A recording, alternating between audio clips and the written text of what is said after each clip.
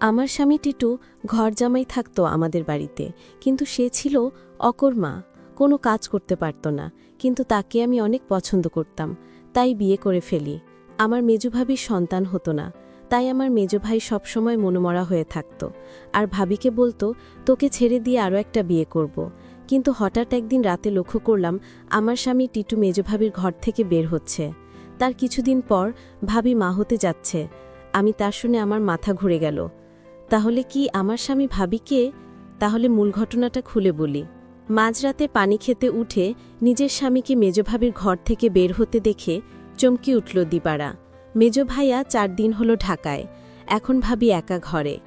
আমার স্বামী এত রাতে মেজো ভাবির ঘরে কি করতে গিয়েছিল সেটা জানার জন্য আমার মাথায় ঘুরপাক খাচ্ছে।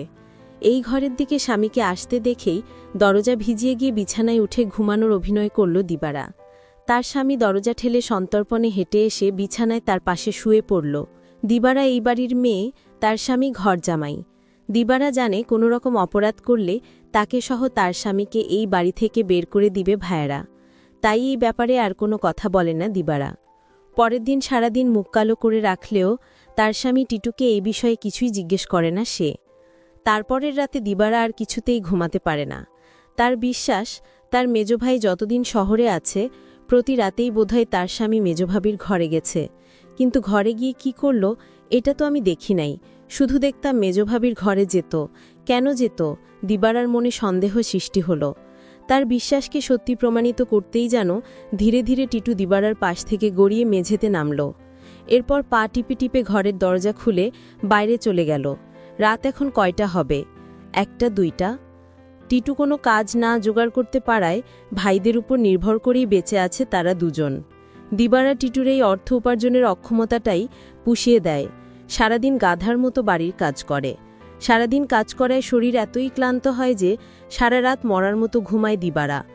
কয়বার টিটু তাপড় দিয়েও দিবারার ঘুম ভাঙাতে পারেনি। তাই রাতে যে দিবারা জেগে থাকতে পারে এমন কোনো ভয় তার ছিল না বলা যায়। আর এই সুযোগে মেজোভাবির ঘরে যেত, কিন্তু কেন যেত তা আমি কিছুই জানতাম না। পরদিন রাতে দিবারা ঘুমায়নি, সে রাতে জেগেছিল তার স্বামী কি করে তা জানতে। তখনই দেখল দিবারার স্বামী বিছানা থেকে ধীরে ধীরে উঠে গেল, ঘর থেকে বের হয়ে মেজোভাবির ঘরে গেল। কিছুক্ষণ পর মেজোভাবির ঘর থেকে চিৎকার শোনা যাচ্ছে, মনে হচ্ছে মেইলি কণ্ঠ। প্রায় 1 ঘণ্টা পর দিবারা দেখতে পেল মেজোভাবির ঘর থেকে বের হতে। দিবারার মনে দিন দিন সন্দেহ বাড়তে লাগল। তারপর দিবারা ভাবল, একদিন আমি জানলা দিয়ে দেখব তারা কি করে। দিবারার স্বামী দিন দিন দিবারার প্রতি কমে যাচ্ছে, কিন্তু আজ 2 দিন যাবৎ দিবারার স্বামী মেজোভাবির রুমে যাচ্ছে না। সেটা লক্ষ্য করল দিবারা। দিবারা তার স্বামীকে জিজ্ঞেস করল, কই, আজকাল তো তোমায় আর দেখি না ভাবির রুমে যেতে। তার স্বামী টিটু তাকে একটা তাপ্পড় মেরে বলল, তোমার বাবার বাড়ি থাকি বলে তুমি কি আমায় যা বলবে তাই মনে করবে? সবকিছুর ভিতর শুধু কি তোমার অধিকার আছে, আমার নেই? এর মধ্যেই হঠাৎ খবর আসলো মেজোভাবি মা হতে চলেছে। দিবারা সেটা শুনে থমকে গেল, কারণ মেজোভাবির স্বামী মানে আমার মেজো ভাইয়ার তো সমস্যা ছিল। তাহলে কিভাবে সে মা হতে চলল? আমার মাথায় কোনো কাজ করছে না। আমার মনে সন্দেহ হতে লাগলো। দিবারা তার স্বামীকে বলল, আপনি এখন আর দেখে দিবারার রুমে যান না কেন? কখন কি করব সেটা আমার ব্যাপার। যাই হোক, আমি এবার অপেক্ষায় আছি কখন আবার আমার স্বামী তার রুমে যায় সেই প্রতীক্ষায়। এর কিছুদিন পর তার স্বামী টিটু ভাবির রুমে গেল।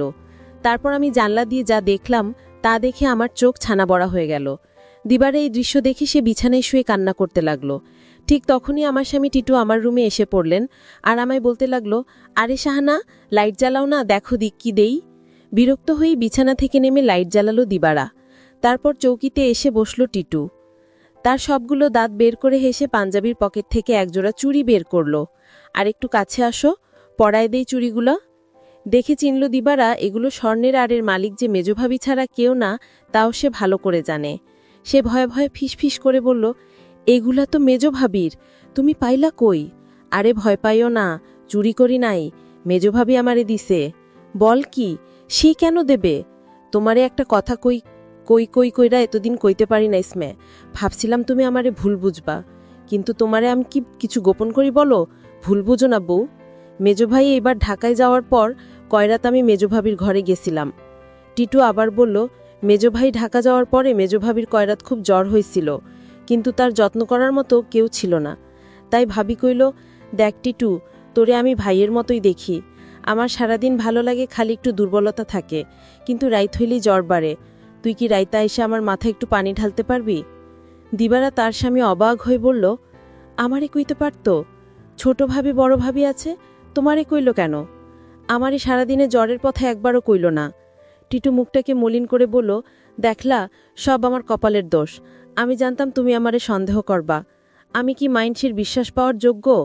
দিবারা এবার কাঁদো কাঁদো হয়ে বলল, না গো, আমি ওইটা বলি নাই। আমি তোমারে বিশ্বাস করুম না তো কারে করুম কাও? তুমি ছাড়া আমার আর কে আছে? তুমি আমারে ঠগায় বা ফিরিস্তা আইসা কইলেও বিশ্বাস করুম না। এই না হইলে আমার বউ। শোনো, ভাবিরে কইলাম দিবারে পাঠাই দিব না। ভাবি কইল, আহা বেচারা, সংসারটা লেগে কাজ কইরা সারাদিন মরতাছে, তারে আবার রাইতে ত্যক্ত করা কেন?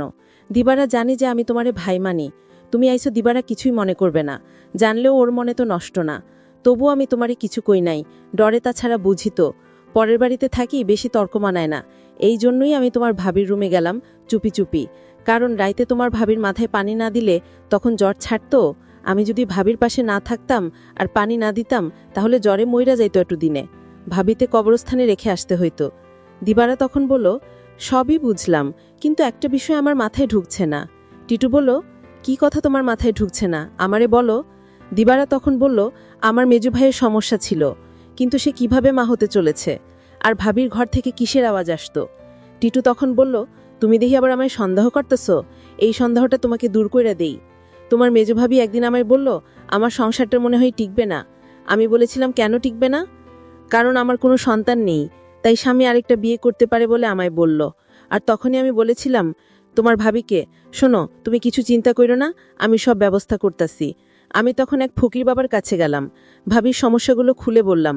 ফকির বাবা বলল, আমি তোমার 1 গ্লাস পানি পড়া দিব, সেটা 2-3 ফোঁটা করে সপ্তাহখানিক খেতে হবে।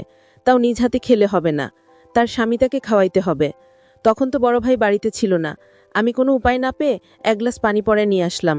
আর এই ফকির বাবার পানি পড়া খেয়ে আল্লাহর রহমতে সেই সন্তান লাভ করেছে। বুঝলেই বার দিবারা? আর তোমার ভাবির ঘর থেকে যে শব্দ আসতো, সেটা ছিল অ্যালিটির শব্দ। তুমি শুধু শুধু আমায় সন্দেহ করতা। দিবারা চোখ ভিজে ওঠে। আহা, তার এই স্বামীকে আর ভাবিকেই নাকি সে ভুল বুঝেছে। কি বাজে চিন্তাই না করেছে সে রাতে তার স্বামীকে ভাবির ঘর থেকে বের হতে দেখে।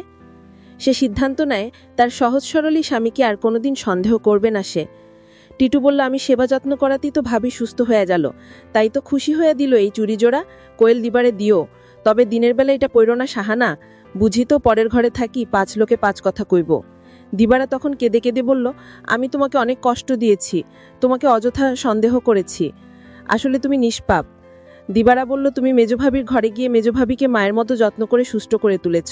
এরকম স্বামী এখনকার যুগে পাওয়া বড় কঠিন। দিবারা বলল, আমায় ক্ষমা করে দিও তুমি। তুমি ক্ষমা না করলে আল্লাহ আমায় ক্ষমা করবে না। টিটু তখন হেসে বলল, আমি তোমাকে ক্ষমা করে দিয়েছি। বন্ধুরা, আজকের গল্পটি কেমন লাগলো তো অবশ্যই কমেন্ট করে জানাবেন। আর এরকম নতুন নতুন ভিডিও পেতে আমার চ্যানেলটিকে সাবস্ক্রাইব করে পাশে থাকবেন। ধন্যবাদ।